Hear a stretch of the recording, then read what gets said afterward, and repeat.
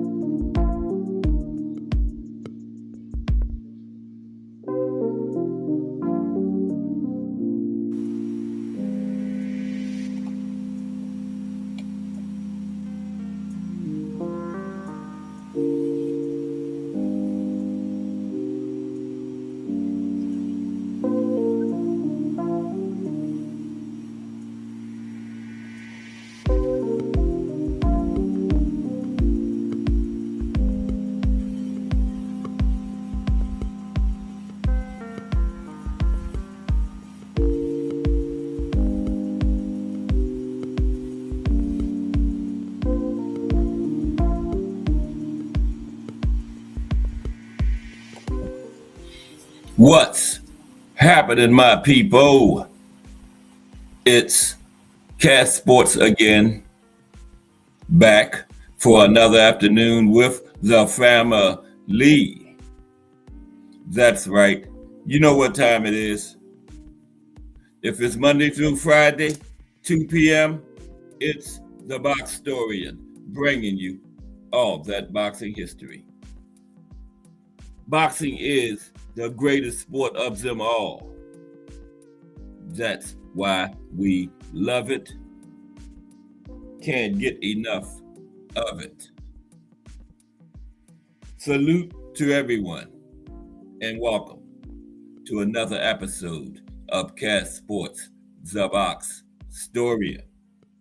Today, the Journeyman. The Journeyman has the family today. It's Tuesday, still early in this big week of boxing history. Today, we're going to talk about some journeymen. What is a journeyman? And 10 former journeyman boxers. Just going to talk briefly about their careers, their lives. The journeyman today. But how's everybody this Tuesday afternoon? Got a big week coming up for you. Tomorrow, we're going to talk about how to put a fight card together from the moment the fighters sign the contracts all the way to when they step in the ring and throw leather and every step in between. That's tomorrow. Thursday, we're going to talk about weight bullying. Okay? All about weight bullying Thursday. Friday, we're going to look at some light heavyweights for the profile. Not no big famous light heavyweights. Some of the light heavyweights that flew under the radar. Some not household names, didn't win championships. That's Friday. All that this week on Cat Sports the Box Historian, bringing you all that boxing history. Yeah, I forgot we got the AJ and Jake Paul fight coming up later this month too. I hope AJ goes in there and sparks him out like he did Ngannou. I hope he ain't paid for no knockout clause and all that nonsense. Like these fighters keep going in there against Jake, taking his money and agreeing not to hurt him and all that stuff. This is supposed to be a real sanctioned heavyweight fight, not an exhibition. So why is it 8 rounds, 3 minutes then? Non-title affair should be 10 rounds. So I see something fishy. AJ been paid to go in there and not hurt Jake, not knock him out. Money talks though. But you know, that's boxing. I'm kind of siding with Dana White now.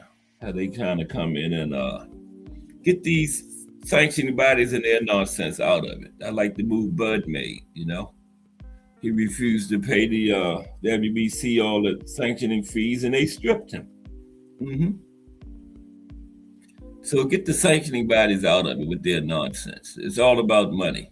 They got, any given time in boxing, you can have over 200 champions in the 17 weight classes. How can you have 200 champions? Okay. So you get the Mauricio and the sanctioning bodies and their nonsense out of it. The Drunk Irishman in the building. Salute. Drunk Irishman coming to us all the way from the great country of Ireland. All right. So Cat Sports, we are worldwide, but salute to the Drunk Irishman. He has a channel. Anybody listening, subscribe to the Drunk Irishman. Okay, yeah, today, Journeyman. But we're not gonna start off with a fight of the day today. We're gonna go back to something we used to do. We can have a highlight of boxing history today to start the show out, okay?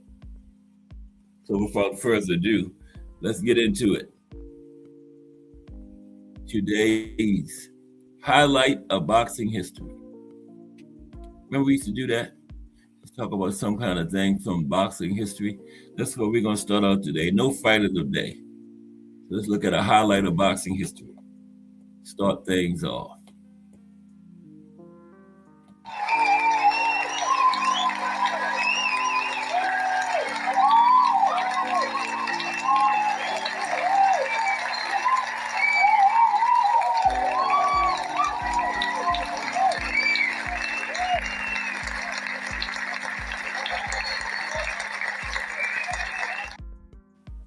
Okay, for this highlight of boxing history, we're going to look at some of the worst boxing cuts ever, okay?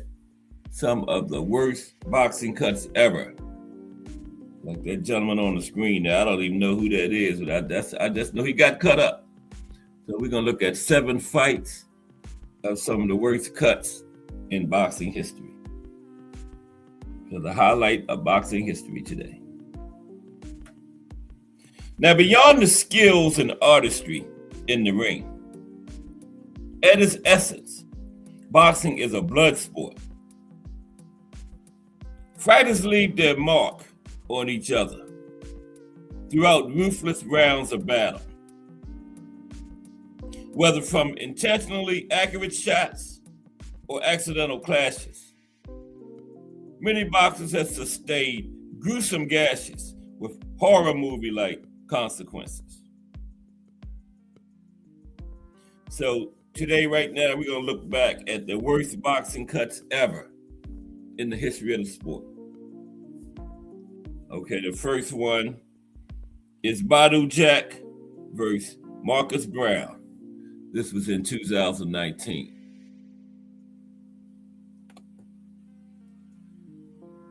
Yeah, I believe that was that was Badu Jack, wasn't it?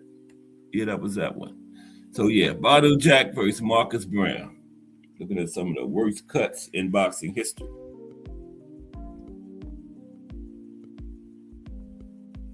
I'm a fighter. I ain't gonna quit. Battle Jack declared after sustaining a horrific gash down his forehead in 2019, which provided one of the most disturbing insights into how brutal boxing can be. The three-weight world champion was quite literally split open, leaving him requiring plastic surgery to sew his face back together and needing 100 stitches across 3 layers of skin.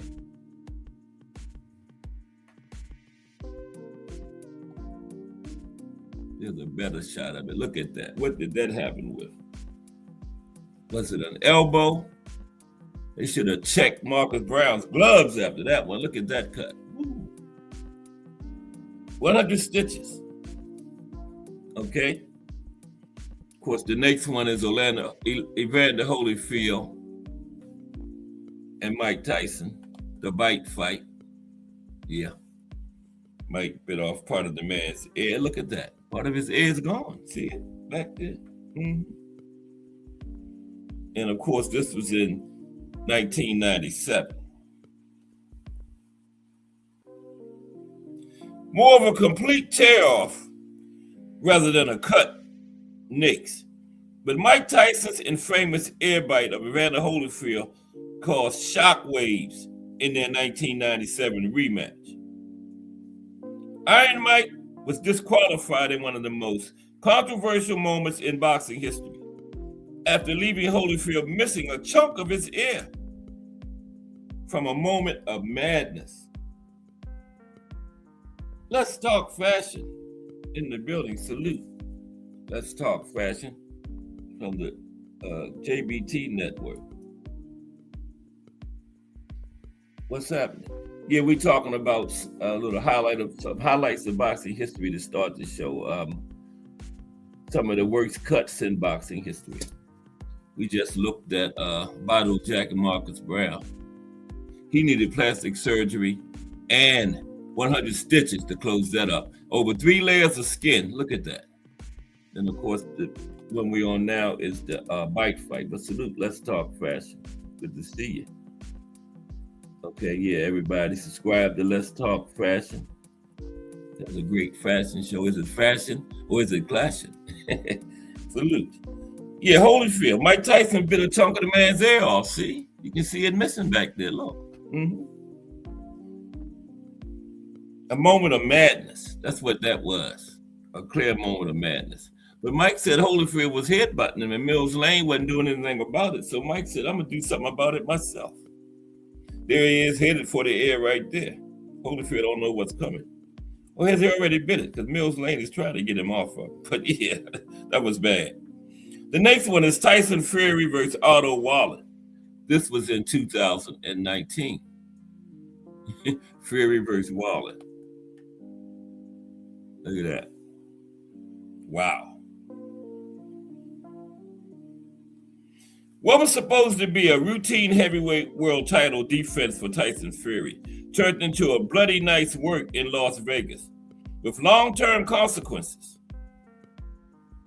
The Gypsy King endured a nasty cut, which ran the length of his eyebrow against Otto Wallen. But the scar tissue later came back to haunt him, too, when the injury reopened during sparring before his eventually postponed Alexander Usyk showdown. Yeah, look at that. That was bad. There's an even better look at it. Wow. Man, with the Gypsy King. The next one is Vitaly Klitschko versus Lennox Lewis, 2003. And Klitschko was winning this fight when it was stopped on cuts. And then Lennox Lewis retired. Instead of giving the rematch, Lennox Lewis got the win because Vitaly couldn't continue. But I thought sure it was going to be a rematch. But Lennox retired rather than give Vitaly the rematch. What's up, Mike Grimm? Instead of a fight of the day today, Mike, we look at doing it back to highlights of boxing history. This is some of the worst cuts in history. Yeah, that first one was probably the worst of all. Let me put that up there for Mike. Badu Jack and Marcus Brown. No Mike remember that one. He needed 100 stitches across 3 layers of skin and plastic surgery. Look at that. What was that done with? Wow, they should have checked Marcus Brown gloves after that one. Wow, look at that, man. A punch did that? No. Don't even look like an elbow can do that. Wow, that was bad. But yeah, this one is Vitaly Klitschko versus Lennox Lewis. And this was 2003. Yeah, Vitaly couldn't continue, and then Vitaly was winning. His only 2 losses, one was on cuts and one was a shoulder injury. He was winning both fights, but he couldn't continue and suffered the loss. Only 2 losses of his career. Vitaly. Yep. So maybe he would have been another undefeated champion. But this was 2003 when this occurred against Lennox. Vitaly Klitschko and Lennox Lewis had produced a great 2003 heavyweight matchup before several savage cuts forced proceedings to end prematurely. Klitschko had given Lewis plenty of problems as he led on all 3 scorecards and was visibly annoyed when the early stoppage was officially called, as he left the ring wearing a crimson mask from both eyebrow and cheek lacerations. Yeah, like I said, he was winning. And a deserved rematch was unfortunately never happened. Lennox retired. Mm-hmm. Yeah.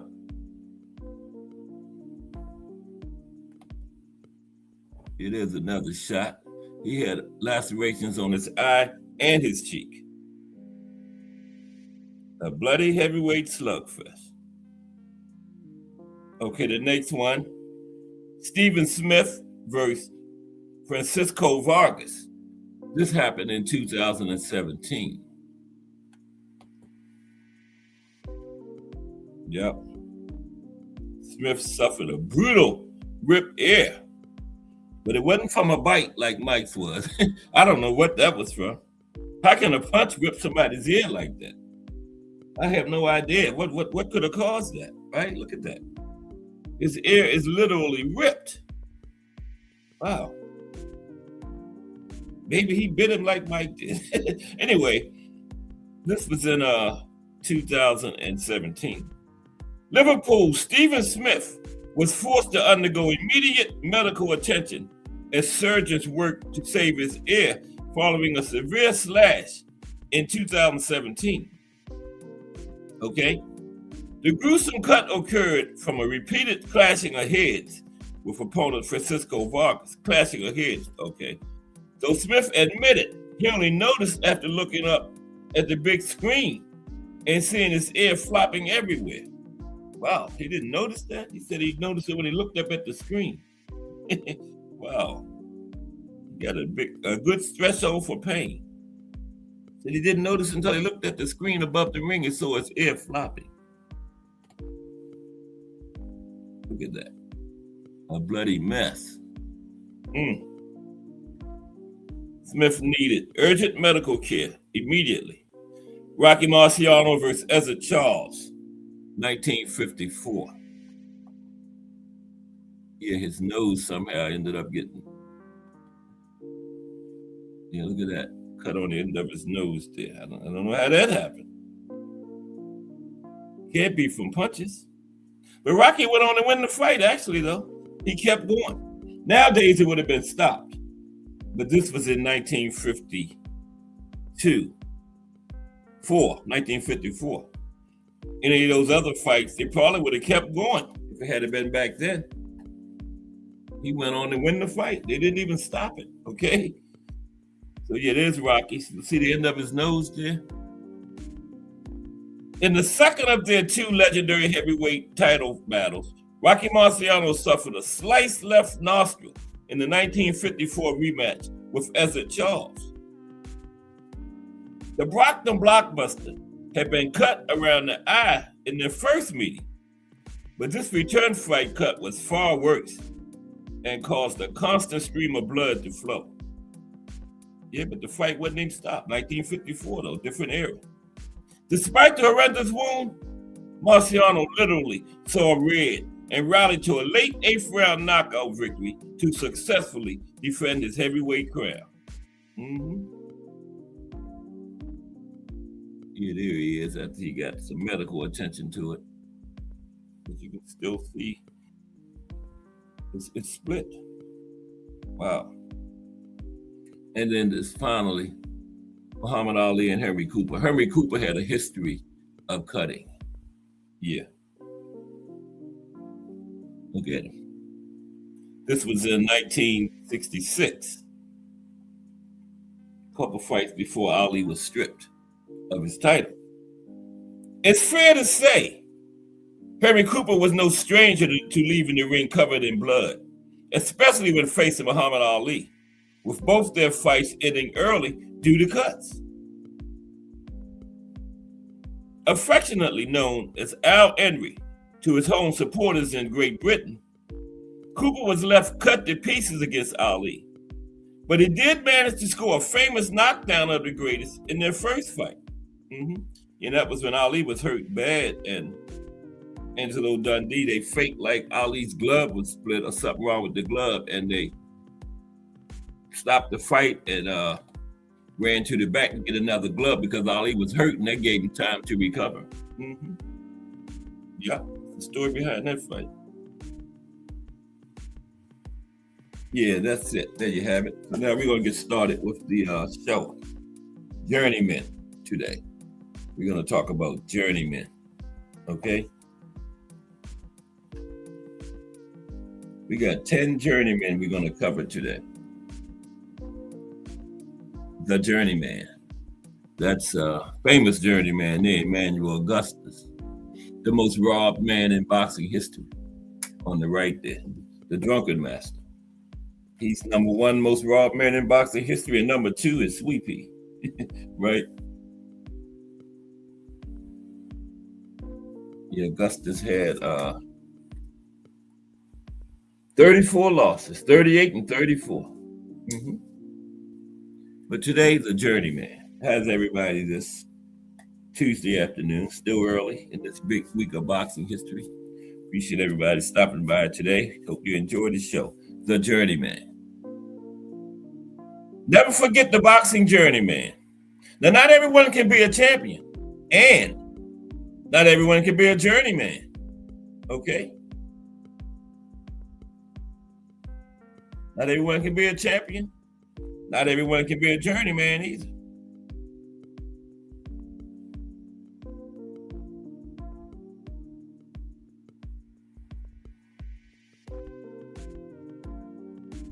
In terms of the so-called civilized world we may pretend to live in, when it comes to sports, no existence can come close to that of the journeyman boxer. These brave souls who have been doing what they do for decades often face a far superior fighter, superior in terms of not only skill, but in terms of time afforded them when it comes to training for the fight, and in terms of the splendid facilities open to them in which to train in. And as far as having a trusted coach who teaches, guides, and genuinely looks after them. Journeyman got all that going against him. And the J-men of the sport almost always go into the fight on short notice. This is when the other guy, the A side, has had the benefit of knowing who he is going to fight for a much longer period of time.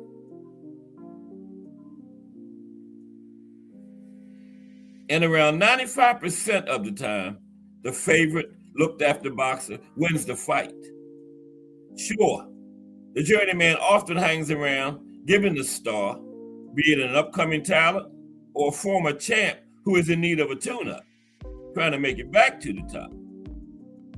The journeyman oftentimes gives them some good work, but the pay sucks.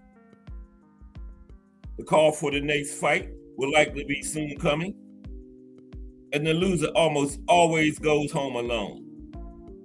And like I said, the pay almost always sucks.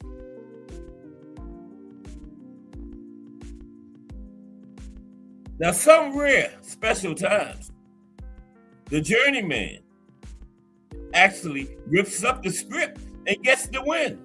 Okay?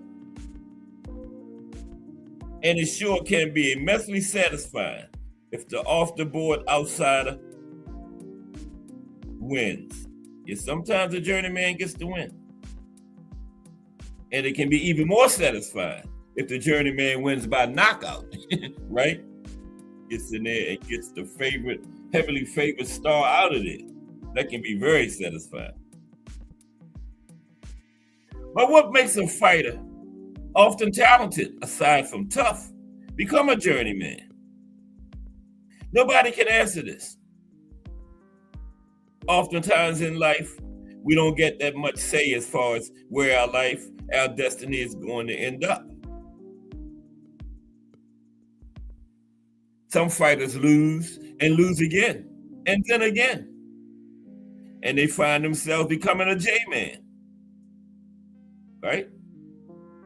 That's one way to become a journeyman. You keep losing. Other times, fighters, sensible, intelligent people, most of the time, and almost always likable folks, know they will never reach the heights, but they want to try anyway and box and see how they go.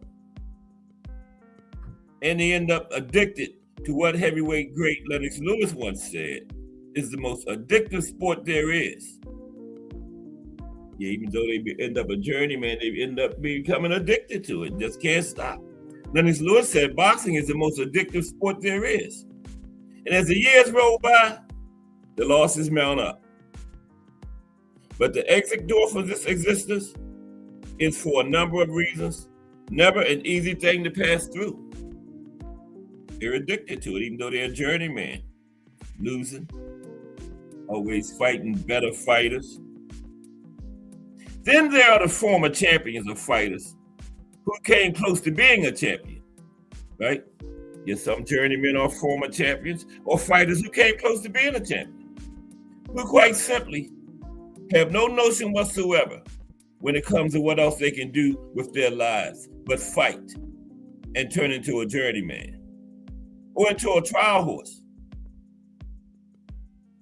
And we really have seen some great journeymen over the years, as well as some tragic journeymen. But mostly, it's forgotten journeyman. After finally hanging up the gloves, sometimes whilst carrying heavy penalties, such as blindness, the ever-advancing fog of forgetfulness, damaged hands, and perhaps worse, these braver than brave warriors leave the sport. Again, most are never remembered, while some do manage to get at least a little of the respect they ever so clearly deserve. Look at people like Jerry Jones, blind in one eye. He spent years as a homeless person.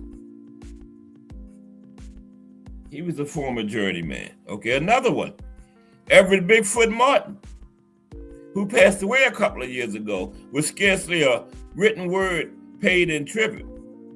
James Quick Tillis, who was once looked at as the next Muhammad Ali, and even had the same trainer, Angelo Dundee. Now almost unintelligible when he talks. And these are just a couple of the heavyweight journeymen. Your life is hard on the journeyman. We should never forget when we see a scorching star of a fighter being celebrated, and rightly so. All fighters deserve nothing but ultimate respect. But we should never forget how there are many, many other living relics who are not doing even a quarter as well. There are some happy stories of amazing journeyman boxers who made it out with their faculties intact and some decent money saved. Look for a good example at British journeyman Peter Buckley. Dubbed the King of Journeymen, Buckley fought a mind-boggling 300 professional fights, with him exiting this ring with a record of 32 wins, 256 losses. 12 draws, 8 knockouts, right? 32 wins, 256 losses. And Buckley was stopped just 10 times. And he's reportedly in good health today at age 55. But most of the time, we read about the tough times the braver than brave journeymen encounter, both in the ring and after having hung up the gloves. That's about if we read about them or remember them at all.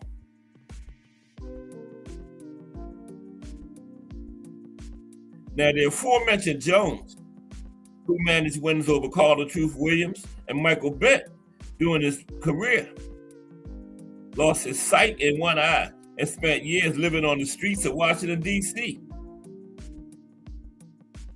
Jerry, now 64, has developed memory issues.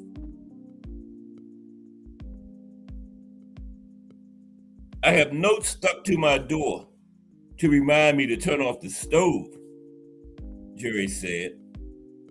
I have to make sure I have my keys and my ID on me when I go out.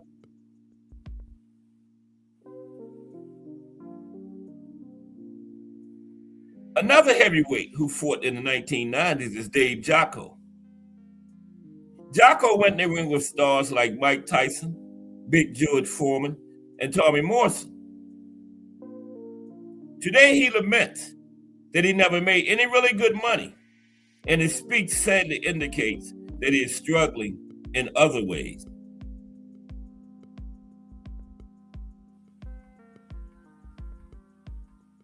I would get the right manager if I could go back and do it all over, Jocko said. I should have made millions.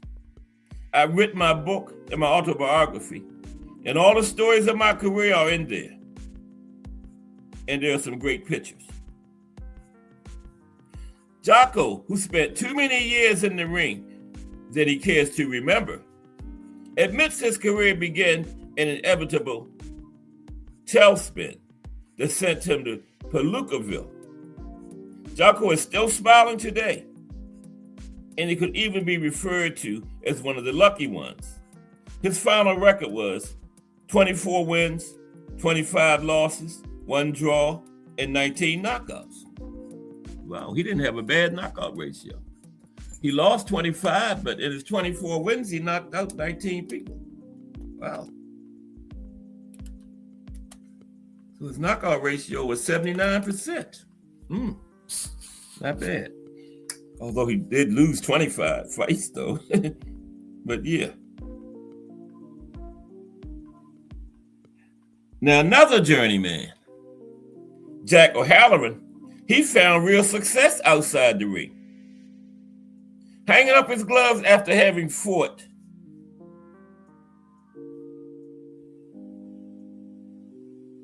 numerous big names and compiling a record of 34 wins, 21 losses, 2 draws, and 17 knockouts, Jack soon went into the movies, with his greatest fame coming when he portrayed the deaf and dumb baddie Non in 2 of the Superman films.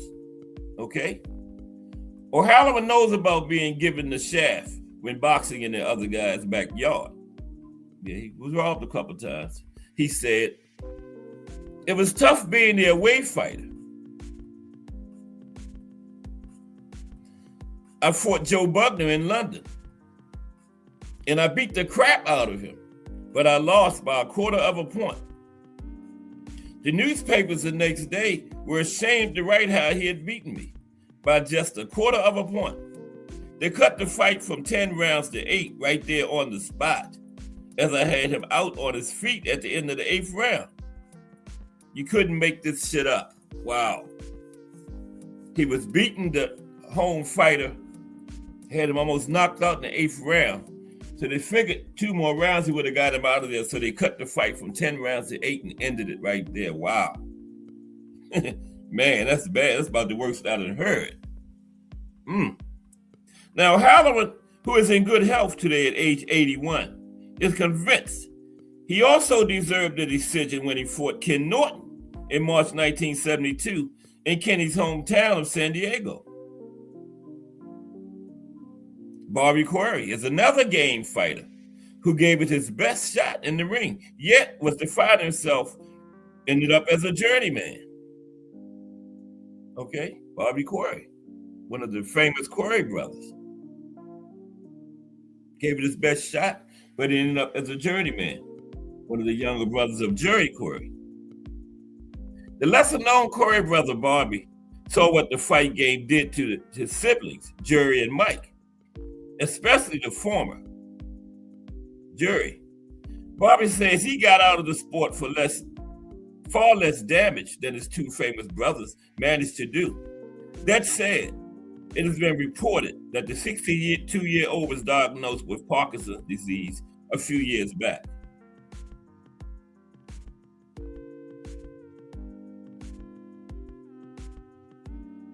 I really believe that my brothers, the way they ended up and passed away, Jerry in 1999, age 53, Mike in 2006, age 55, from too many hard and long fights. It is in the DNA, Bobby said. But I'm so lucky that I never suffered a brain injury the way Jerry did. He would speak to me, saying he loved his little brother. And then just 30 minutes later, he forgot who I was. And then he'd say the same thing over again, how he loved me. I know he wouldn't have wanted to live like that.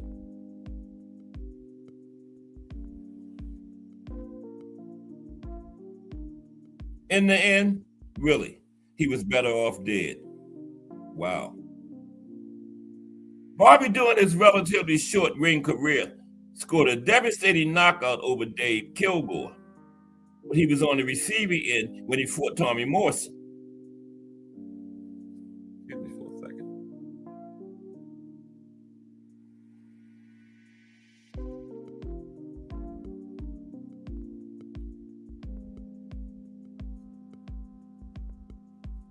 Okay, excuse me for one moment, please.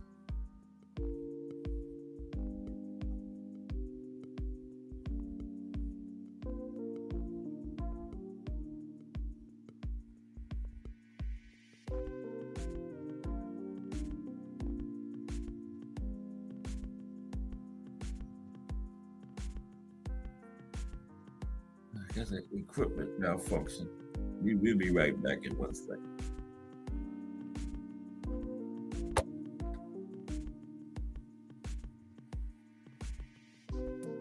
Okay, here we go.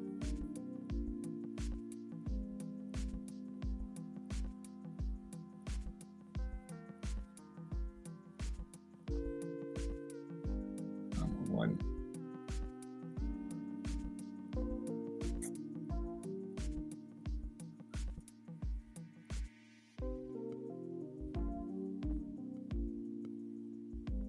Be right with you. Okay, there we go.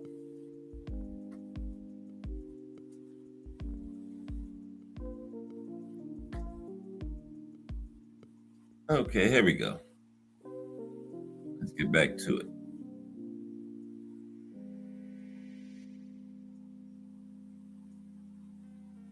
Yeah, we were at Bobby Quarry.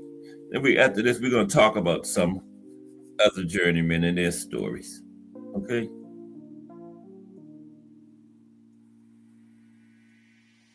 Yeah, Bobby was talking about how his brothers ended up, and he tried to get out early so the same thing wouldn't happen to him.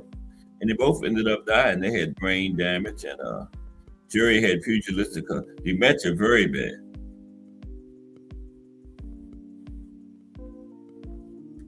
Okay, now Bobby, during his relatively short ring career, scored a devastating knockout over Dave Kilgore, but he was on the receiving end when he fought Tommy Morrison. Bobby was knocked knocked out cold, okay, for some time when he fought Morrison in his biggest fight in 1992. There was real concern at ringside that night, but thankfully, Bobby regained his senses after being pole-axed in the second round. And quite amazingly, Bobby fought on after that, and his final record was 10 wins, 12 losses, 2 draws, 7 knockouts, and 24 fights in his career. Okay, Al Booker in the building. What's up, Al Booker? We talked about Journeymen today. Okay. Those fighters that take fights on short notice, when one of the fighters gets injured and somebody had to back out, they say, call up the Journeyman.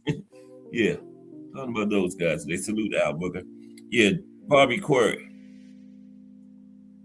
Him and his two brothers. He was Jury and Mike were more famous than him, but Bobby was the one that the other two died from brain damage and other stuff related to boxing. He was the only one that made it. Mm-hmm. He fought 22 times though, in the 22 fight career. Now, these are the dangers all journeyman fighters face. These are the dangers all journeyman fighters face. Short notice for fights, thrown in with monster punches, often paid poorly, used and abused by the promoters, given little to no respect by the majority of the fans, and again, all but forgotten when they hang up the gloves. So, whenever you see a journeyman enter the ring today, one who either fell into the role quite early in his career,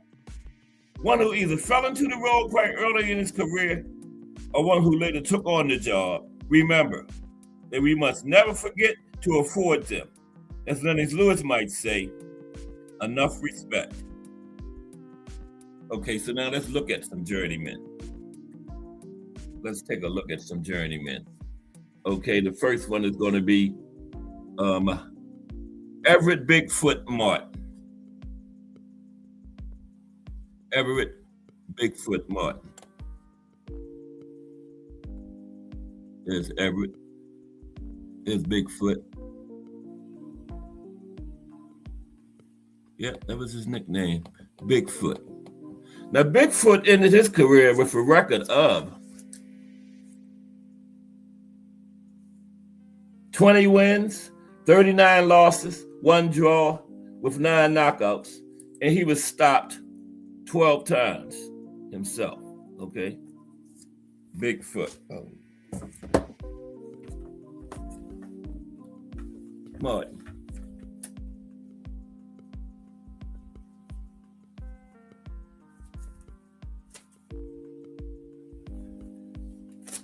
Okay.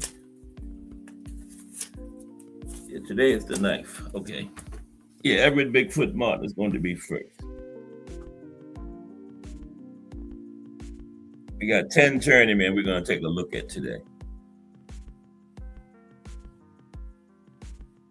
In time permitting, we got some other things we're going to also cover. You know how we do it.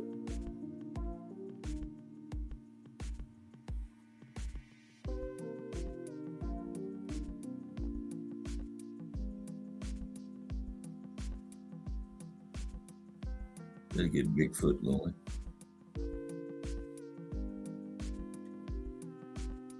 How you got that nickname, Everett Bigfoot Martin.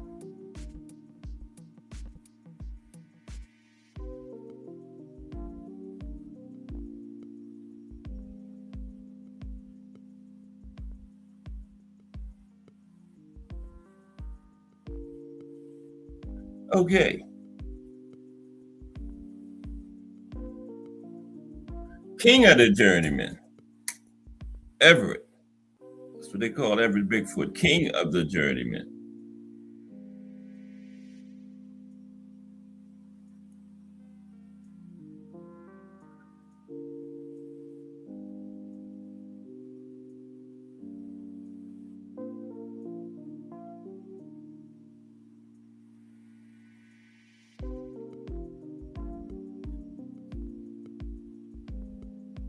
Everett Bigfoot Martin, King of the Journeymen. There's Everett up there. Cameron Terrell, what's up, Cameron? Salute, how are you today? Talking about Journeymen today.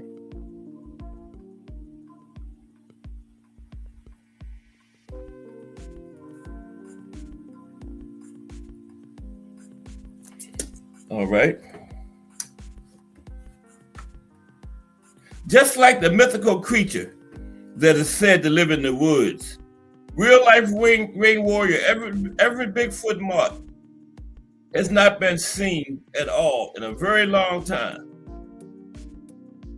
Wherever he is today, it is to be hoped the 57-year-old from Tyler, Texas is happy, is enjoying life, and is in good shape overall. For Martin, aka Bigfoot, sure earned every penny of his ring earnings the hard way. Going pro down at super middleweight in August of 1984, Martin would go on to become one of the most tough, resilient, consistently testing heavyweights of the sport. They call guys like Everett Bigfoot Martin journeymen or trial horses. But Martin was different in that he could sometimes score the big win. Look at the prominent big men Martin lost to first, okay?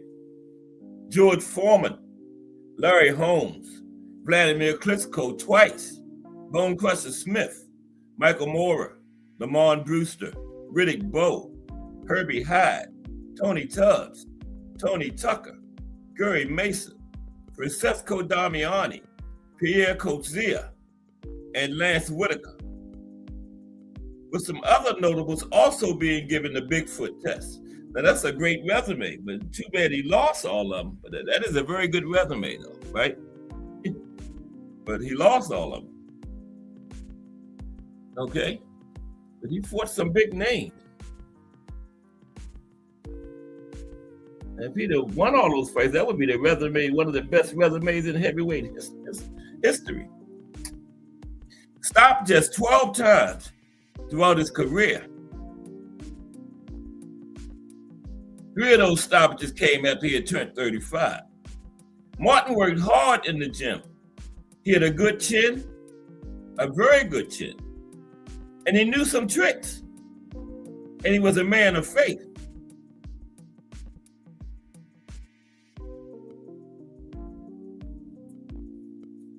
If he was on his game, Martin could spring the upset, as he did in beating a 19-2 Burt Cooper in June 1988, or in a decision of 37-3 Tim Witherspoon in July of 1992.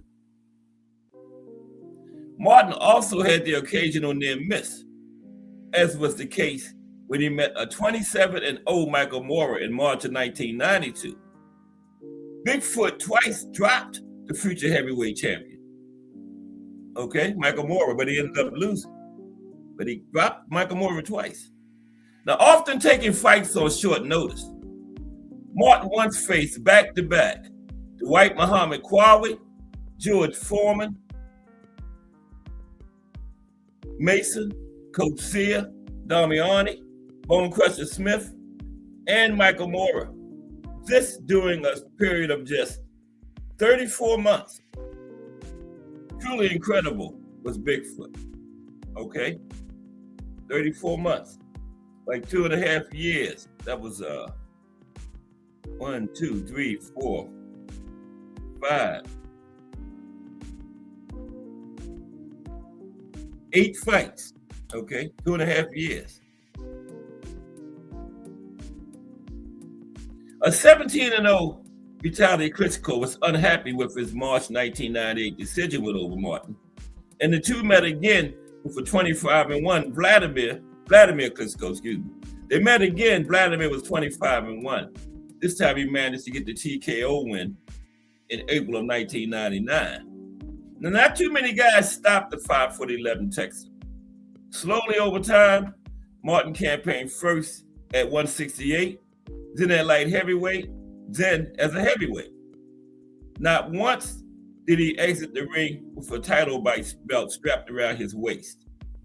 But Martin does enjoy a title, as unofficial as it is, King of the Journeymen. Okay, that's the only title he ever got, King of the Journeymen. Arnie Boxing. What's up, Arnie Boxing? Good to see you today. Salute. Talking about Journeyman today, Arnie. Subscribe to Arnie Boxing. He has a great channel. And for the Knights, 9 tennis. Salute, Artie. Good to see you today. Oh, you been off for? Okay. Yeah, no, I was asking T Hill about you yesterday. Okay. Artie Boxing is back tonight. All right. Okay. Yeah, we talking about Journeyman. Yeah, Bigfoot. He never won a title. The only title he ever left the ring with was King of the Journeymen.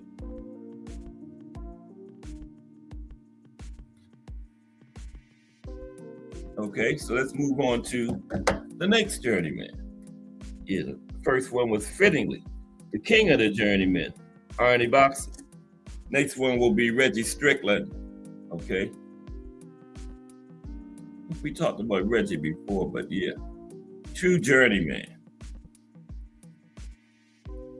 If Everett Bigfoot Martin is not the King of the Journeymen, it's definitely Reggie. Okay. Reggie Strickland. Because Reggie had a record of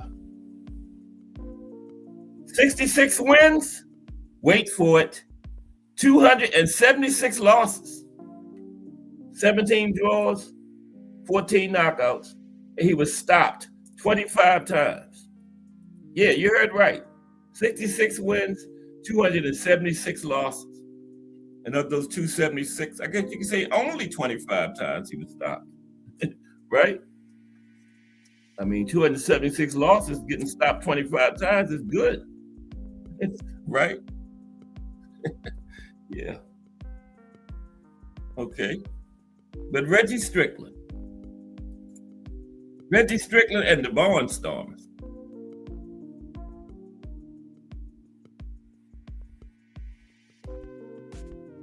It's not any fighter who sports a record of 66 wins and 276 losses. One wire service called Reggie Strickland a legendary Midwest campaigner. Reggie Strickland just loved boxing. His last fight was in 2005, and he made the transition from a boxer to a busy matchmaker in the Midwest. Reportedly, he joined the North American Boxing Council sanctioning body as a commissioner, and he was also chairman of the North American Boxing Council Ratings Committee. Okay, so Reggie remained in boxing after his career.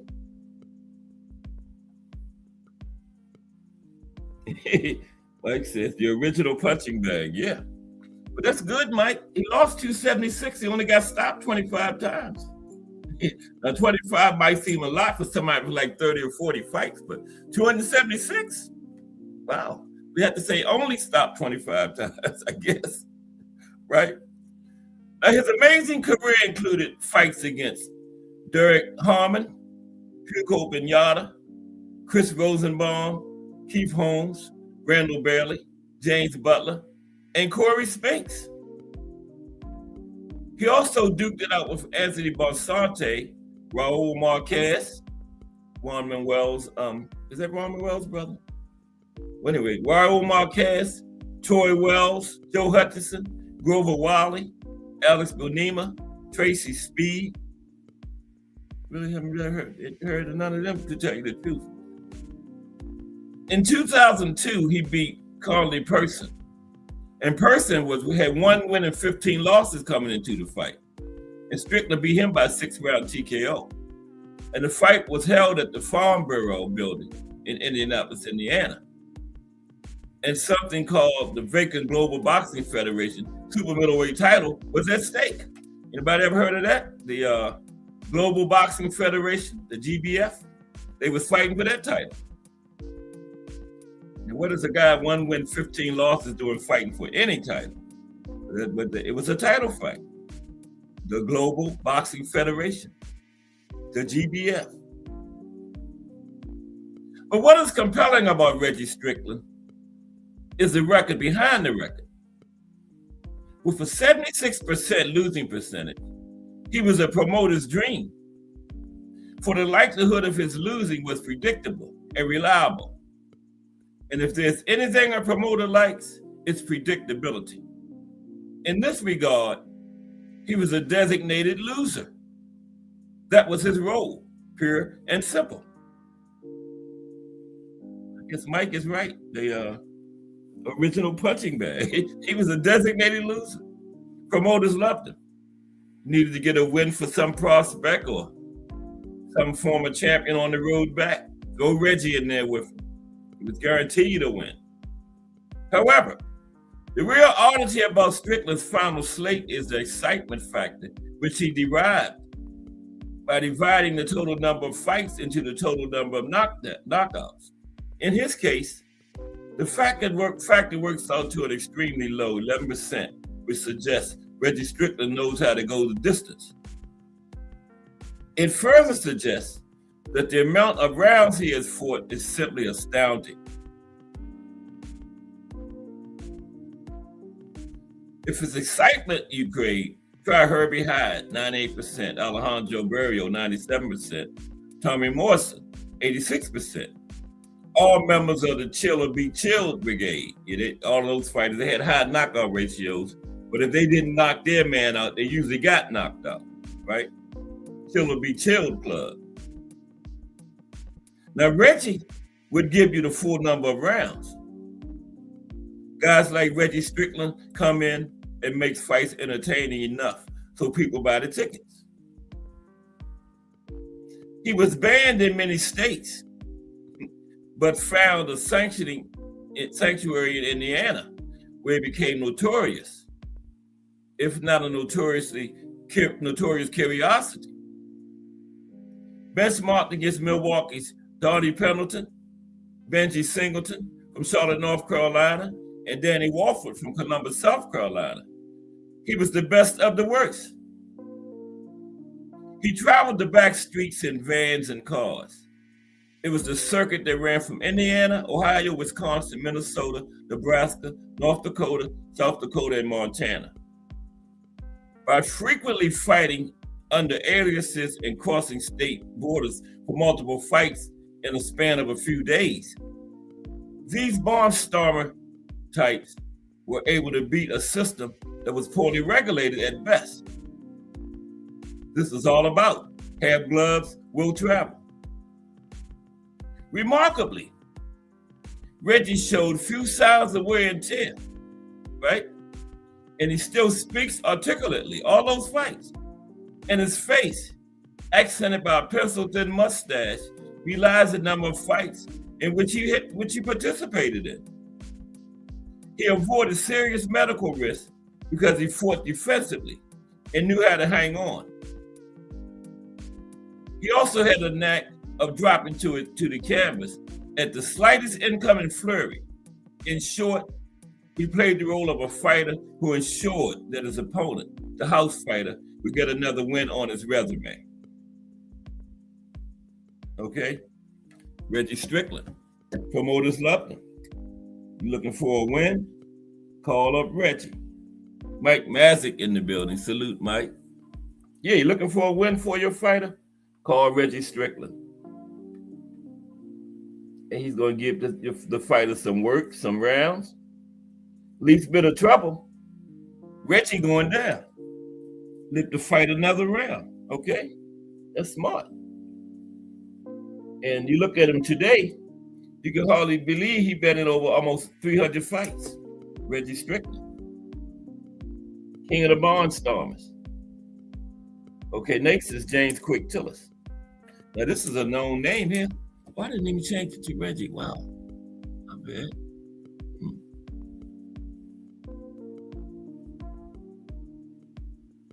Yeah. There's Reggie right there. Okay, next is James Quick Tillis. That's Quick on the right there. He's next. James Quick Tillis, talking about Journeyman today.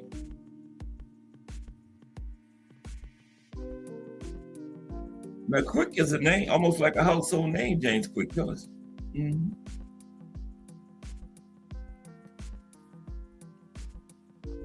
But he still ended up a journeyman.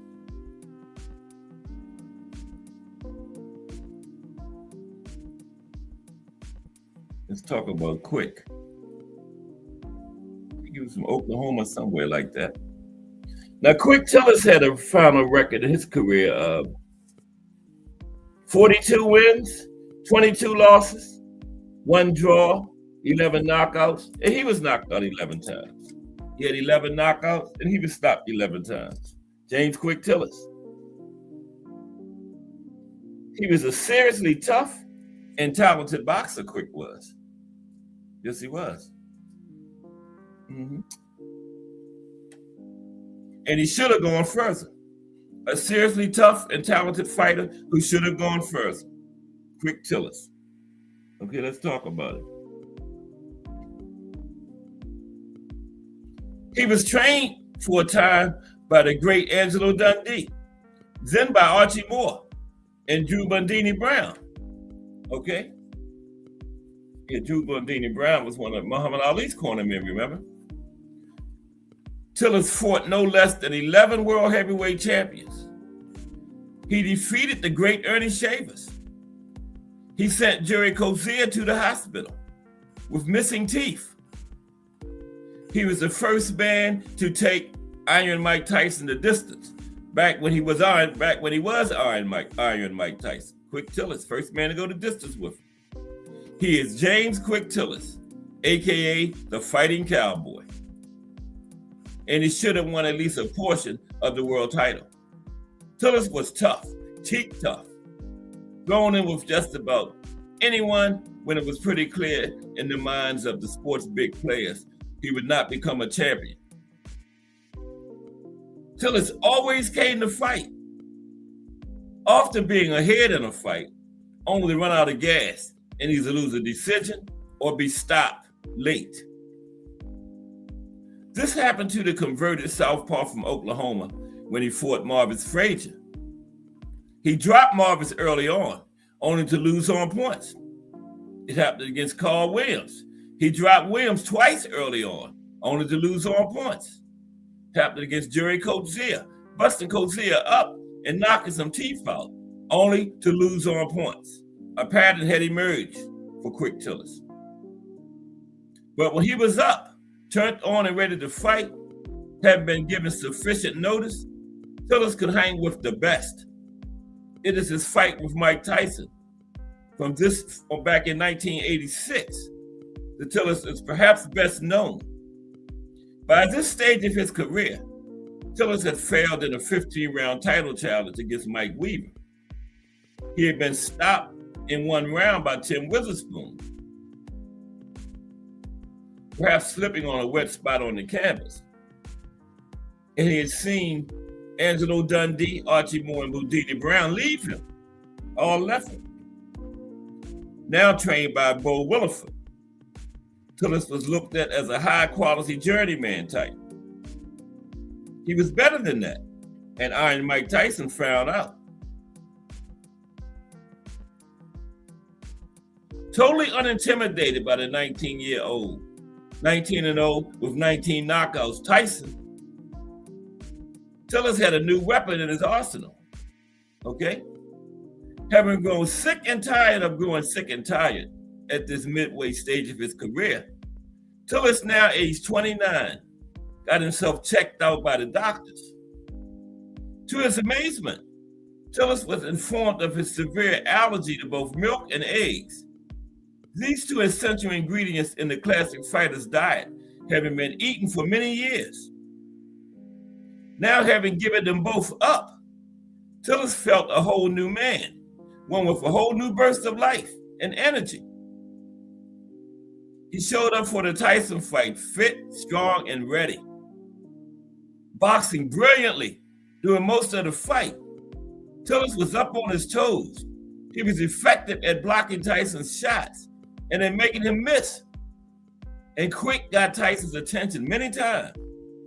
His right hand to the head crashing in on occasion. His swift uppercuts forcing Tyson to take a step back and recompose himself. Quick Tillis was holding his own against Iron Mike, right? Holding his own. Okay? A silly mistake cost Tillis in the 4th round. lunging at Tyson with a left hook that missed. Tillis was countered by a Tyson left hook, and his feet squared up. He went down.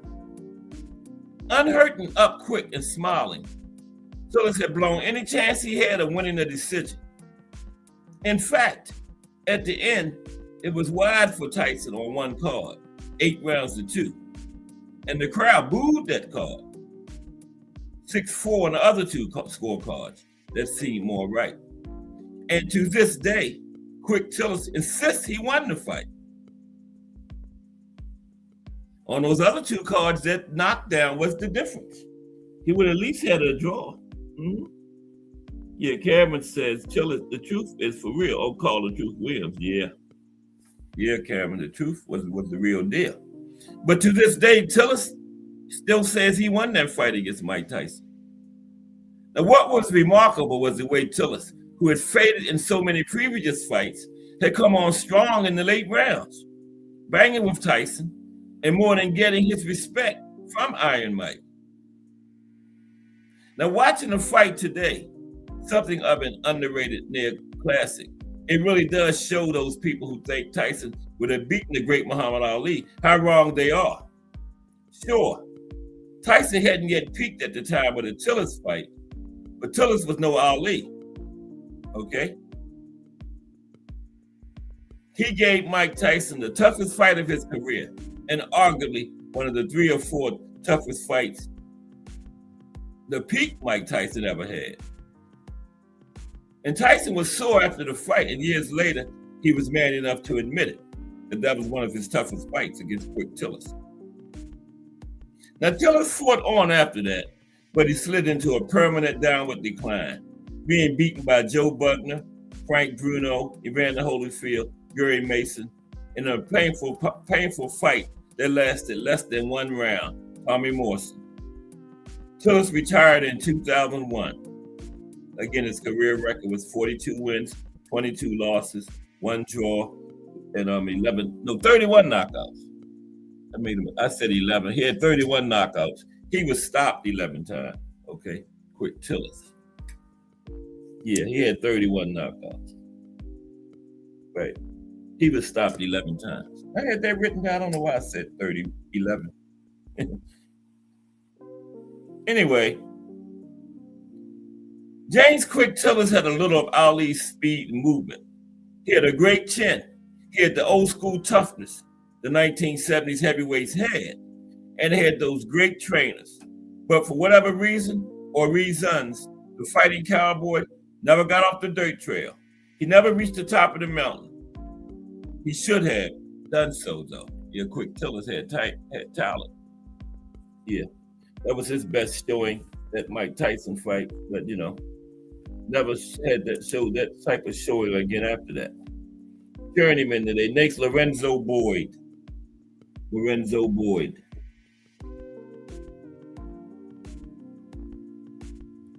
Lorenzo. Lorenzo is going down against Mike Tyson. See Iron Mike and Lorenzo on the way to the mat. Mm-hmm. Yep. Another journeyman. Tomorrow, we're going to talk about making a fight, beginning to end. From the moment the fighters sign the contracts to the moment they step in the ring. And everything in between. Everything a promoter does to make a fight card tomorrow. Brought to you by Thomas Hill, the legendary Thomas Hill. Mm-hmm. Okay, Lorenzo Boyd. Serious, tough, and talented. No, that was James Quick Tillis. This is Lorenzo Boyd. Okay, here we go. Lorenzo. Here's Lorenzo going to the mat against Iron Mike Tyson. The warrior who fought Mike Tyson, Tommy Morrison, Tyrell Biggs, and Trevor Berbick. Now, the name Lorenzo Boyd may not be overly familiar to the average boxing fan, but hardcore fight fans will certainly recognize the name. Boyd was a warrior who really did, as the saying goes, fight them all. He did just that over a pro career that spanned 2 decades.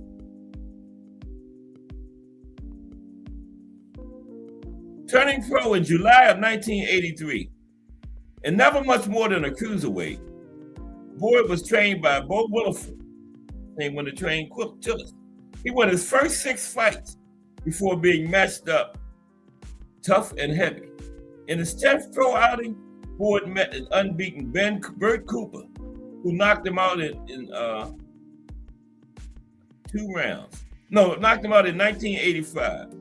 Now, he won some and he lost others, also losing by stoppage to an unbeaten Mike Williams, an unbeaten Angelo Musoni, and an unbeaten Terry Anderson, before Boyd met a rampaging 20-year-old Mike Tyson, okay, before he met Iron Mike. And Boyd had a career record of 30 wins, 55 losses, 1 draw, 18 knockouts, and he was stopped 42 times, okay? A real journeyman, stopped 42 times in his career. Wow. Lorenzo. Now, Lorenzo was never given an easy time of things.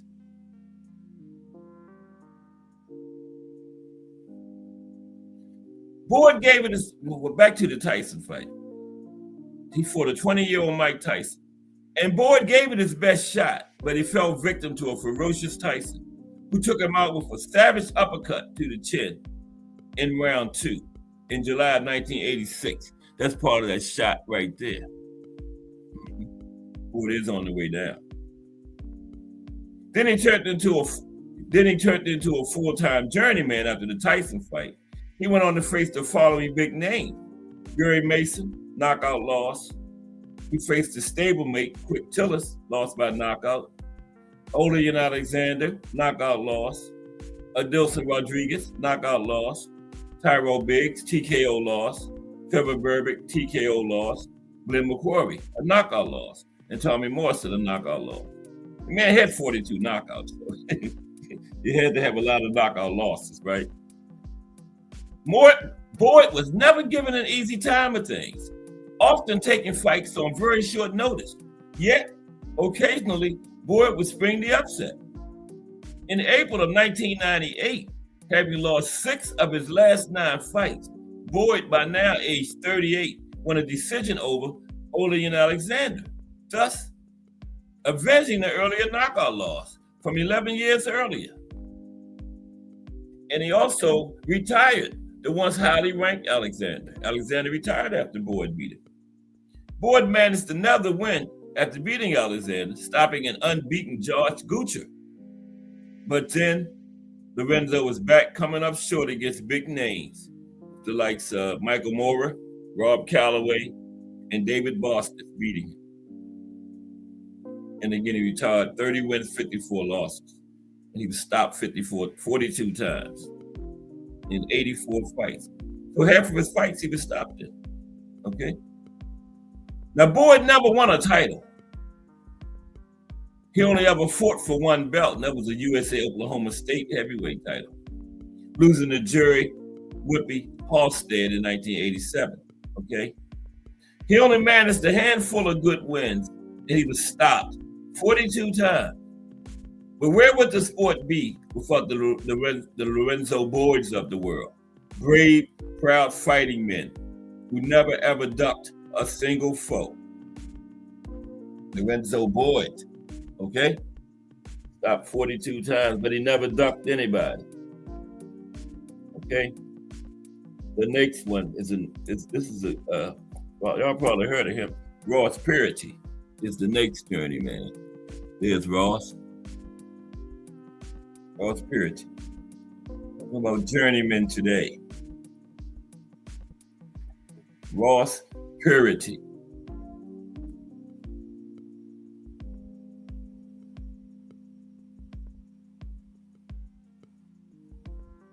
Okay.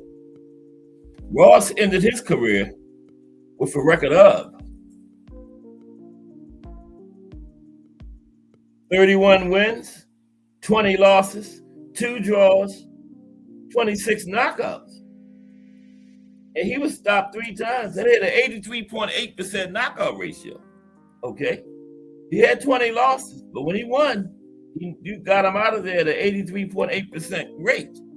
Okay. So Ross had some pop. He just didn't get it in a lot. You know, he lost 20. But when he was on, he was on. He had an 83.8% knockout ratio. Ross did. Wow. Klitschko's first nightmare. Okay. Klitschko's first nightmare. Let's see what that's all about. Ross Perot. He beat Vladimir Klitschko, remember?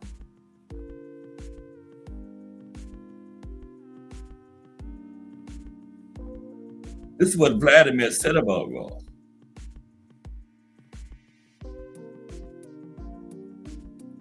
This opponent was a couple of notches below my technical level, but he was very, very smart, and I learned a lot from him.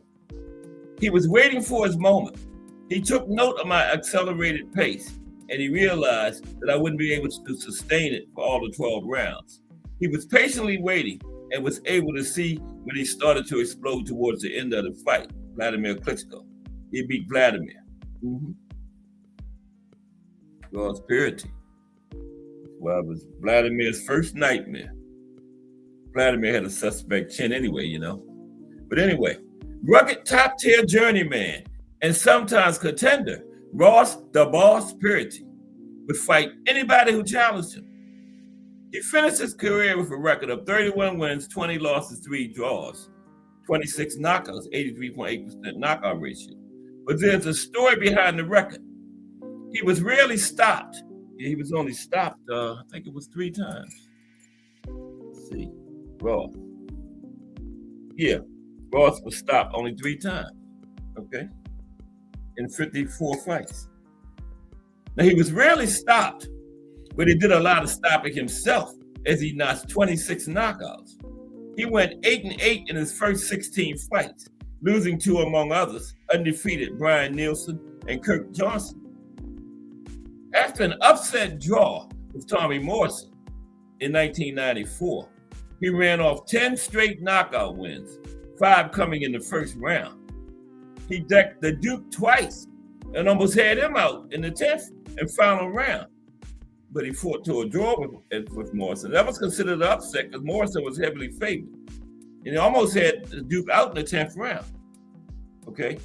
And after the Morrison fight, he lost back-to-back fights with undefeated Sim Rockman and Michael Big Grant before running up another 5 straight wins, including a TKO over Jorge Luis Gonzalez and a savage last round knockout of Joe Hitt in a deep South battle of the bosses, both nicknamed the Boss, right?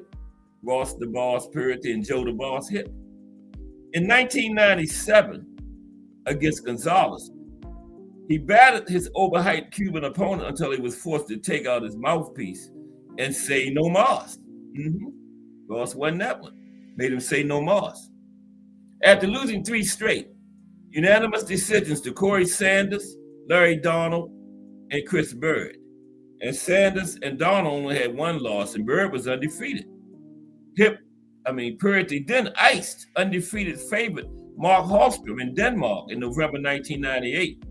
And that set the stage. Just 1 month later, for Perot shot at the WBC International Heavyweight title against undefeated Vladimir Klitschko in Kiev, Ukraine. The Dr. Steelhammer came in 24-0 at the time with 23 knockouts. But aside from Everett Bigfoot Martin, who took him the distance, only one took Klitschko the distance, his opposition was far from impressive, and perhaps may have deluded him into thinking the Boss would be another duck in a row. Moreover, Klitschko had just 70 rounds under his belt, which averaged out to 2.9 rounds per fight. Ross the Boss had over 160 rounds. Someone should have been looking at the tapes more carefully, for they would have discovered that Perot had an iron chin, power, enormous will, and great late ring stamina. Chin and gas tank, they put you in any fight, right? Chin and gas tank. And Purity had that. Okay? Now the fight. Now Klitschko looked marvelous throughout its preparation. Everything was excellent in the lead up. Okay? That might have been the main error that Klitschko made, a psychological one. That's what his brother Vitaly said about it. Now, during the course of the first 8 rounds, Vladimir stunned the boss with a number of head snaps, but the challenger signaled that he was not going anywhere while occasionally firing back with his own stuff as he began to discourage the big Ukrainian. Then, in the 8th round, Purity caught Klitschko with some well-placed body shots that slowed down the now heavily breathing Dr. Steelhammer. While still winning the fight, Vladimir was losing his legs, and the race was on to see which would happen first. The end of the fight, or Vladimir lost his legs. By the end of the 9th round, Vladimir's legs were rubbery and starting to go. Moreover, his punches lacked steam. Meanwhile, the boss, as well as the shocked and silenced crowd, they were in Kiev, Ukraine, Klitschko's backyard now, remember? And the boss and the crowd now sensed the kill was within his grasp, and he picked up the pace. Remember, the boss had chin and gas tank. Vladimir had neither, okay? Vladimir's fights were averaging 2.9 rounds. He had only fought 70 rounds in his career. The boss had 160, and it was starting to be the difference. 13 seconds before the end of the 10th round, Vladimir found himself in an unusual place as he went down in the corner, more from exhaustion than anything else. As round 11 began, Purity, like a shark after blood, immediately attacked Klitschko with an all-out volley of unanswered punches that forced Vladimir's trainer to jump into the ring and stop the fight just seconds into the round. The impossible had happened. The boss had pulled off an upset of monumental proportions. Vladimir, now 55-3, regrouped and won 17 straight before his shocking loss to Corey Sanders in 2003. The boss went 4 wins, 1 loss, 2 draws after that, until he was stopped on cuts by guess who? The big brother, Vitaly Klitschko, in 2001. Yet Vladimir didn't give him the rematch after the boss beat him. He let the big brother do it. Same thing with Corey Sanders, and Corey Sanders beat Vladimir.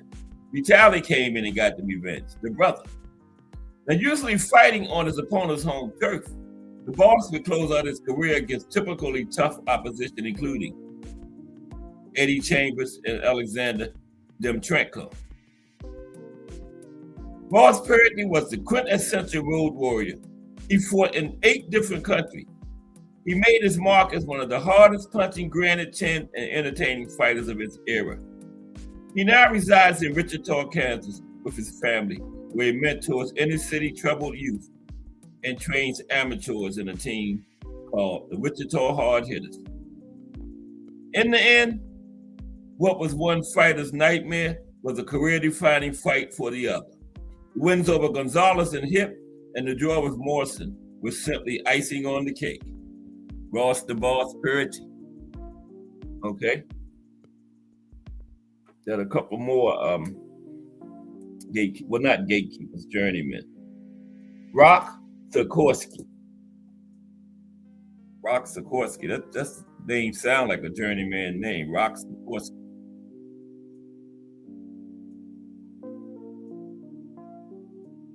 It's the next journeyman we're going to talk about today. Rock Sikorsky.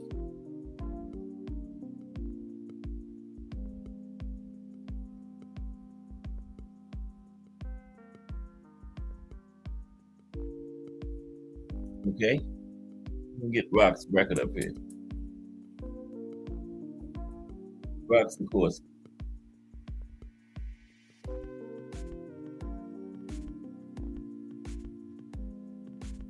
Okay, Rock had a career record of 23 wins, 13 losses, 11 knockouts. He was stopped 4 times. Not bad. A true warrior, Rock Sikorsky. A true warrior. Appreciate you, Cameron. Glad you're enjoying it. Okay. Rock Sikorsky. There's Rock. Right there. Rock Sikorsky. A true warrior.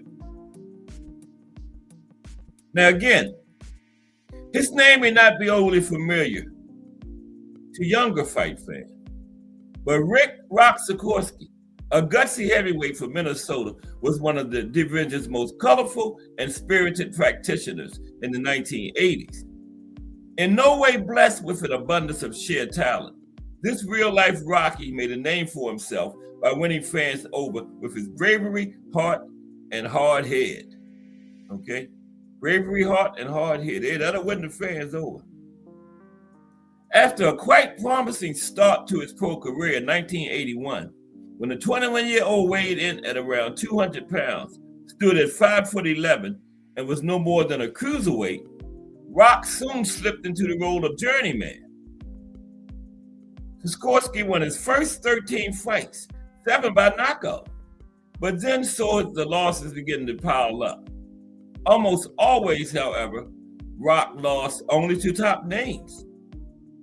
In 1983, Rock was beaten and stopped for the very first time in his career, losing in 9 rounds to the former 2-time cruiserweight champion, Marvin Camel, also the first ever cruiserweight champion, Marvin Camel.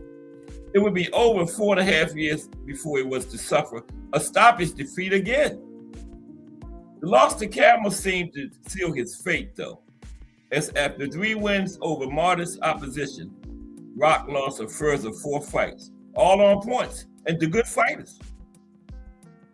They emerged in Pierre Coetzee, Argentine Walter Falcone, and the stiff, crafty Jimmy Young, all outpointed him in 85 and 86.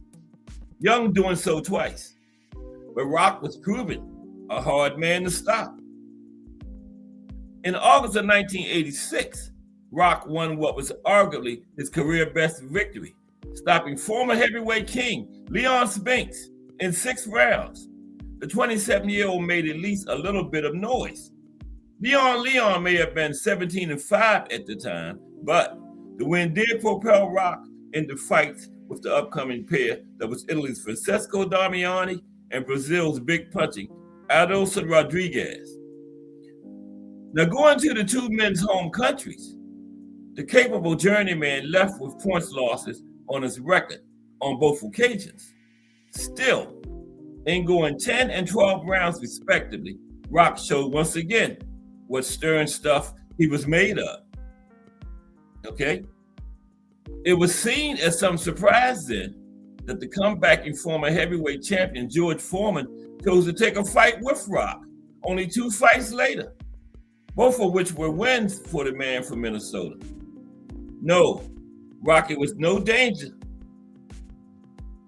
but the 40-something-year-old Foreman was only 4 fights into his improbable return, and the fight with Rock was to be his most visible yet, taking place in Las Vegas.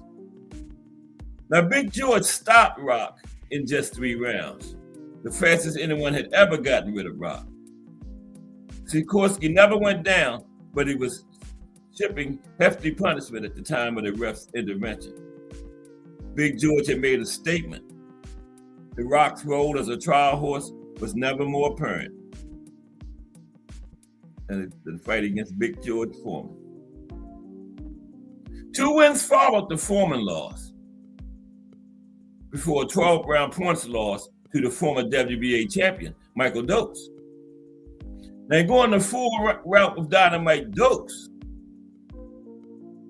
Rocky, he went the, I lost my, bear with me for a minute.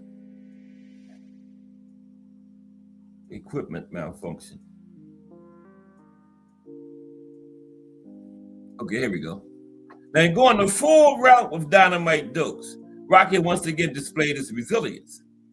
In hindsight, though, the fight was seen as just another sad handpicked win over meaningless Foreman at the time, Foreman's performance against the tough man from Minnesota was a pretty good win. Unfortunately, after the points lost to Dopes, it all went downhill for The Rock. A worthless points win over Rick Keller followed, the very same man Sikorsky beat in his first pro fight way back in '81, before the 30-year-old was beaten consecutively 4 times, twice by knockout. A 4-round points loss to Jimmy Lee Smith in November of 1993 convinced The Rock to call it quits and hang him up.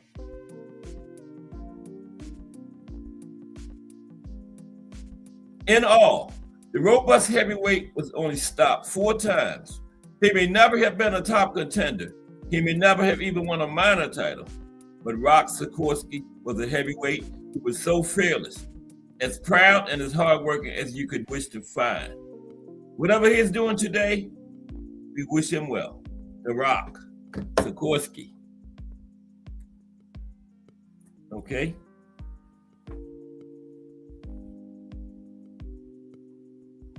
Marion Wilson. 22 wins, 41 losses, 4 draws, 5 knockouts. Never stopped. Okay? Marion was never stopped in his career.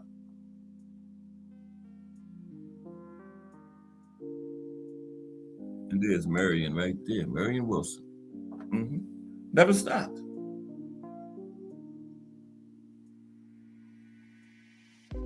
Okay, let's take a look at Marion Wilson. Journeyman, all journeymen today. Okay, appreciate everybody hanging with me there. Marion had a record of 12 wins, 41 losses, 4 draws, 5 knockouts, never stopped in his career. Yep.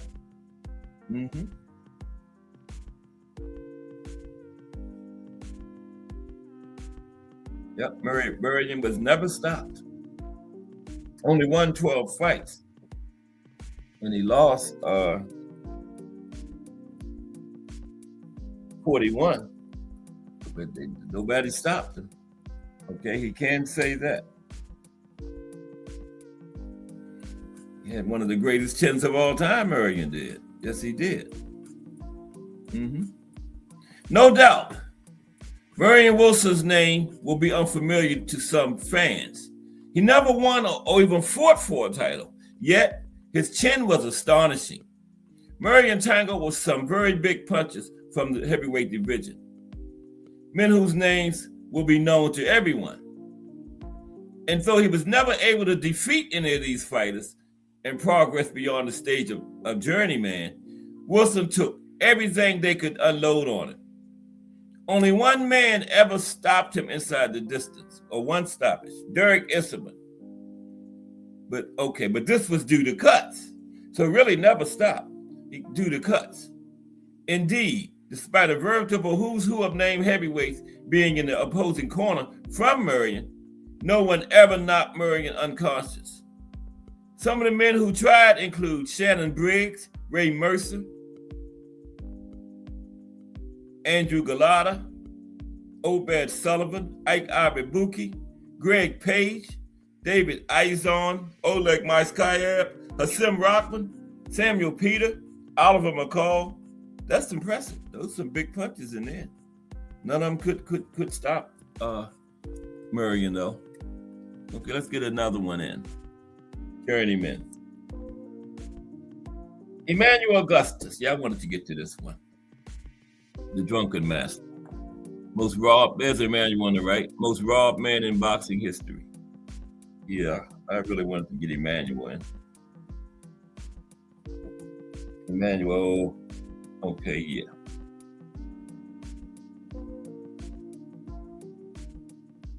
The Drunken Master.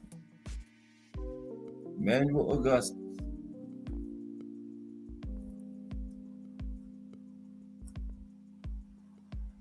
How great was Emmanuel?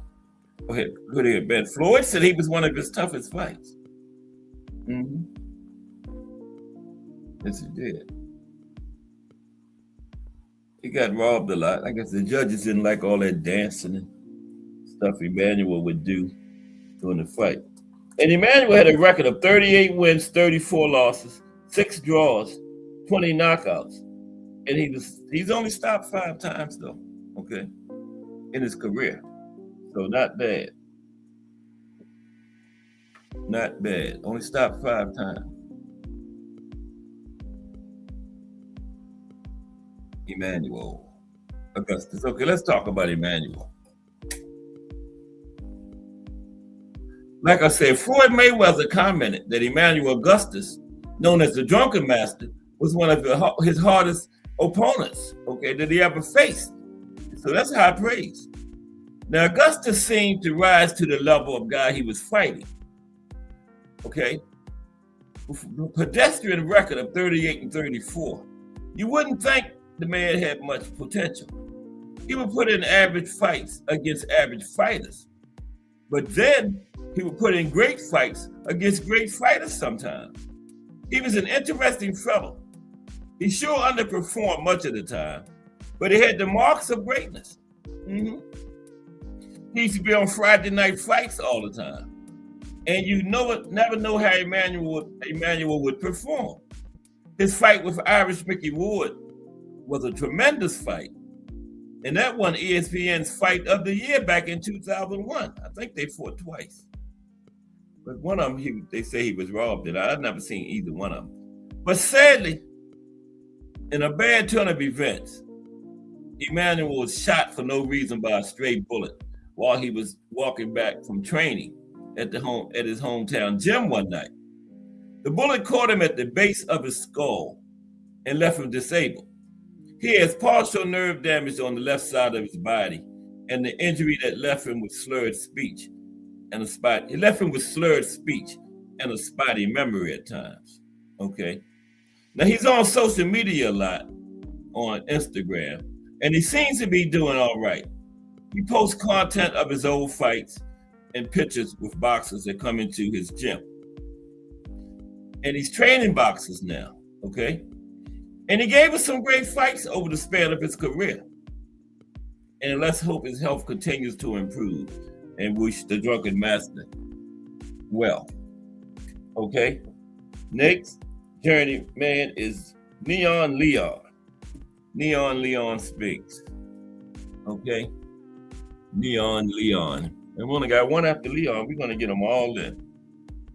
Yep. Yeah, we're going to get them all in. There's Neon Leon right there.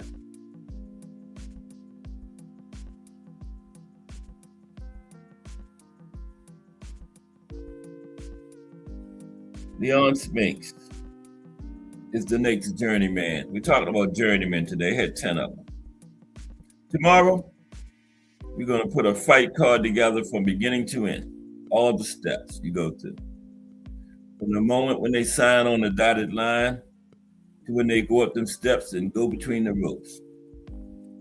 A to Z, every step in between. Bruce Gass, Boxing, Jazz, and more in the building.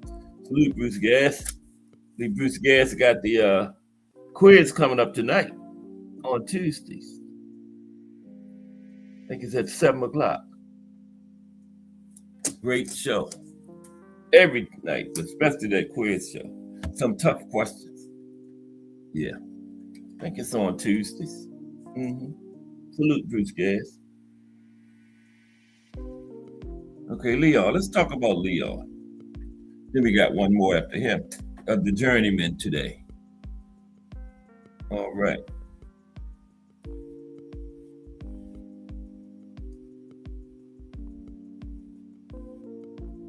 Now, Leon will always be remembered for his fight with Muhammad Ali in 1978. He truly cemented his place in history. February 15th, 1978 in Las Vegas, Nevada, when he shocked the world by beating Muhammad Ali to become the undisputed world heavyweight champion. Okay? Leon entered that fight with only 7 prior professional fights, weighing only 197 pounds and being outweighed by over 25 pounds by Muhammad Ali. Now, he fought, let's get his record. Leon won. His record was 26 wins, 17 losses, 3 draws, and 14 knockouts. And Leon was stopped 9 times in his career, okay?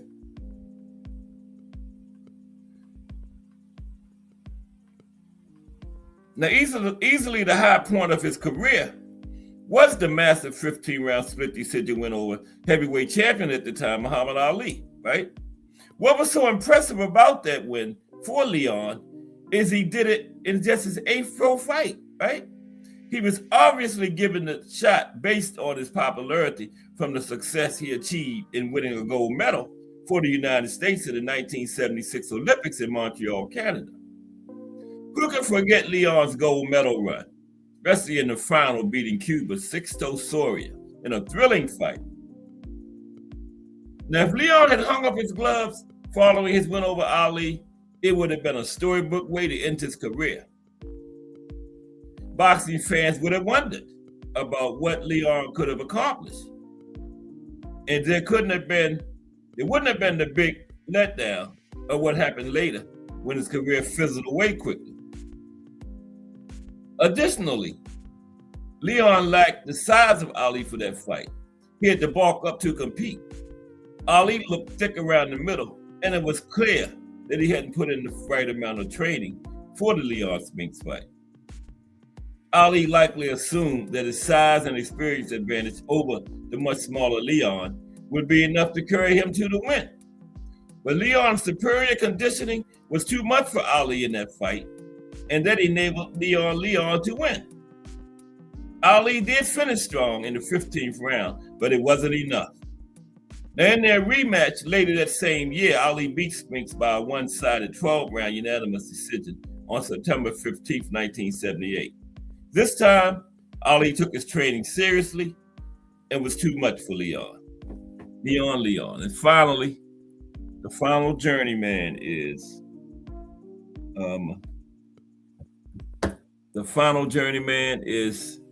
Irish Mickey Ward. Here he is. And Mickey had 38 wins, 13 losses, 27 knockouts. And Mickey was only stopped once in his career. Irish Mickey Ward is the final one. Yes. 343. Yeah.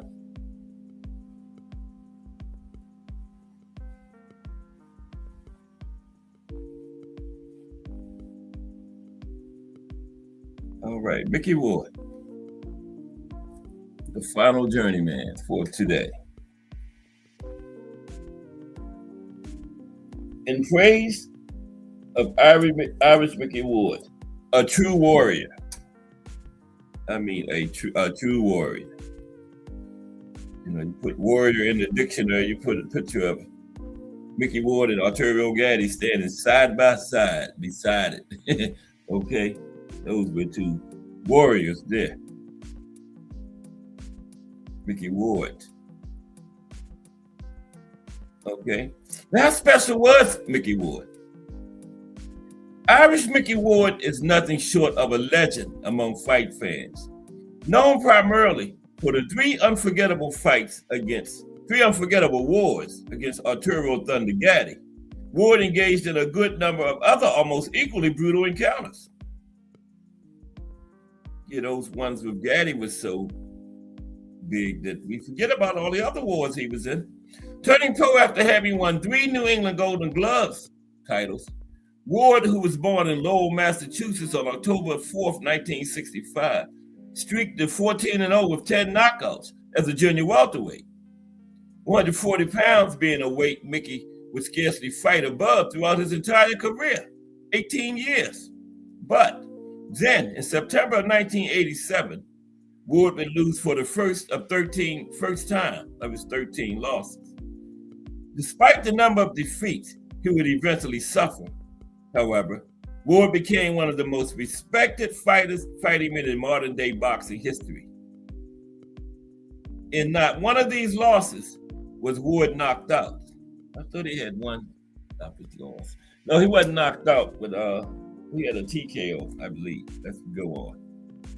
Moving on from a split decision loss to Edwin Corrett, Ward would win some and lose others. A number of these setbacks came by unpopular and debatable decisions, yet Ward never complained. He only fought again as soon as he could. Until 1991, that is. In 1991, Ward had lost 7 fights, and following his 7th loss, being somewhat demoralized, Mickey took 3 years off, only to come back and give us the fights he is best known for today, the Gaddy fights.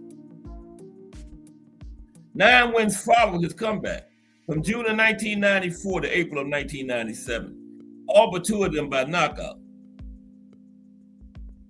before Ward received his one and only world title fight, losing to Vince Phillips in the IBF junior welterweight title shot in August of 1997. Ward saw his chance pass due to a badly cut eye.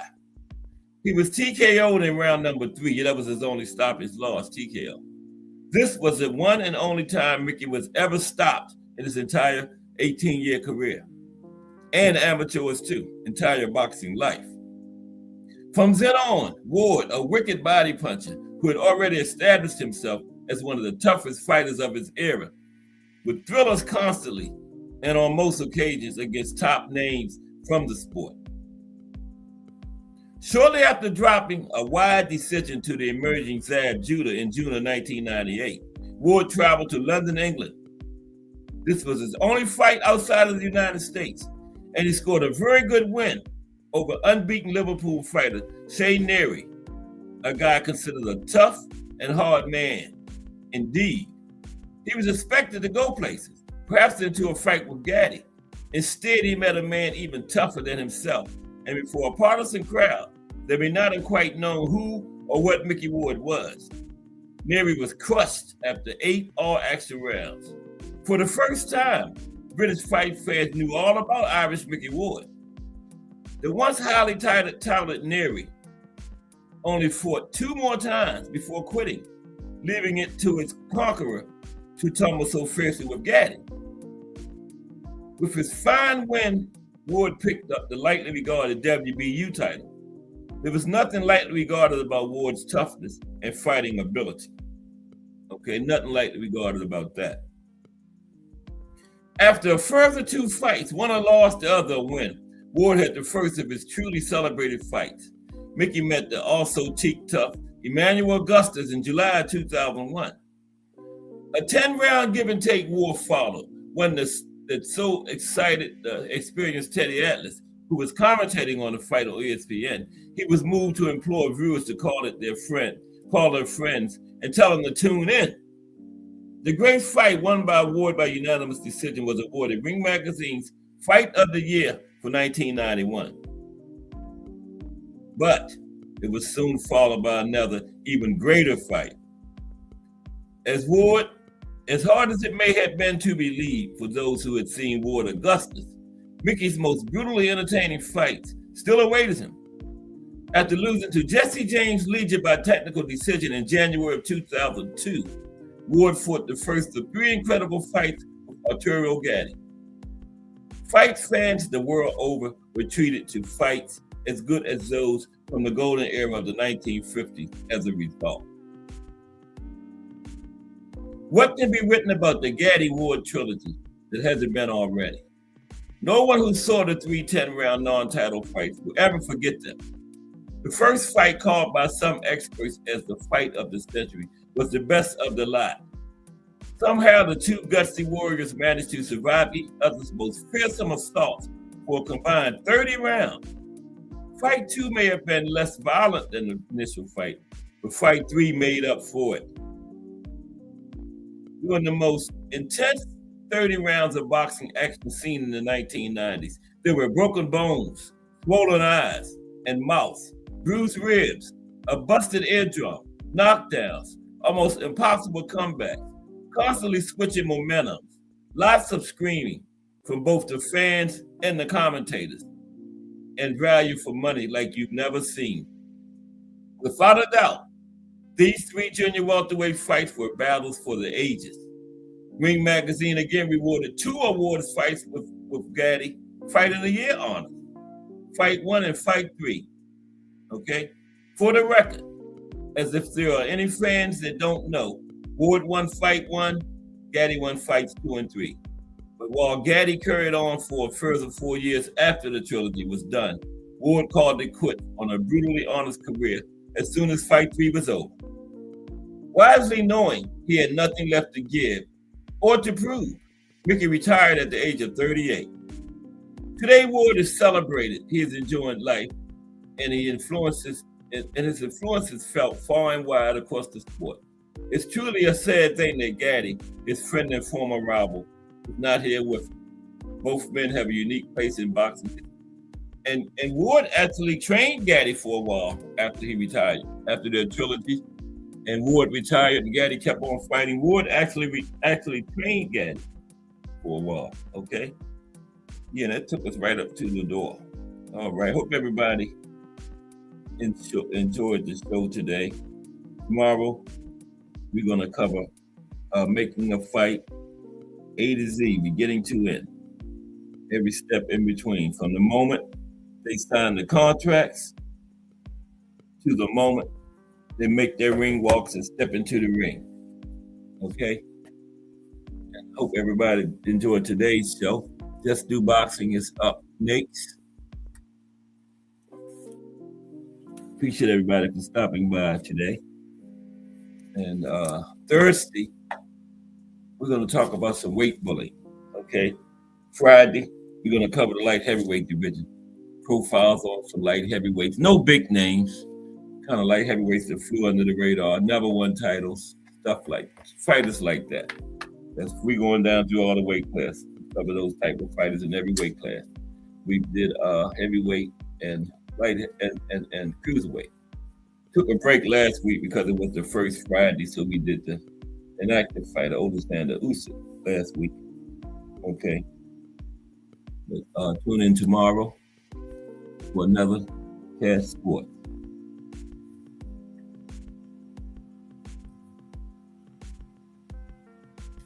And while we got some time, Jake Paul and Anthony Joshua coming up. I think it's the 20th. I hope Anthony Joshua goes in there and puts him on his ass. But it's already suspicious to me. 8 rounds, 3 minute 8 rounds. Why 8 rounds? It's supposed to be a sanctioned heavyweight fight. 2 fighters at this stage of their career, especially Anthony Joshua, ain't fighting no 8 rounds. A non-title fight is 10 rounds. So I'm wondering, has Anthony Joshua been paid to go in there and take it easy on Jake? Like Mike Tyson was? I don't know. If this thing is for real, the same thing that happened to Nagano would happen to Jake in this fight, but can't trust it. That's why I'm not watching it. But man, we'll see though. It's December 20th. This weekend. Let's see what we got for these last couple of minutes for this weekend. This weekend, T. Hill showed me the what's up, Jaw and Ken Saw Love 1 in the building. T. Hill showed me the best site to go to get the schedule. I forgot it already.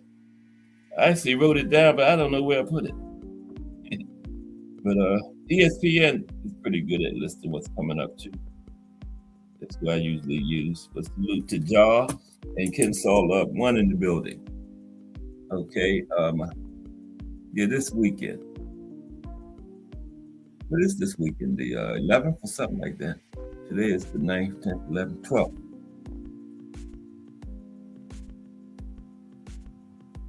Yeah, we got Shakur and Teofimo on the 31st of January. Then the Zayas is also in action that same day. Amanda Serrano. Oh, that's next month, though. I'm trying to find out what's happening Saturday. I don't know how all got January 31st. But this weekend, Friday, we got a fight called Friday.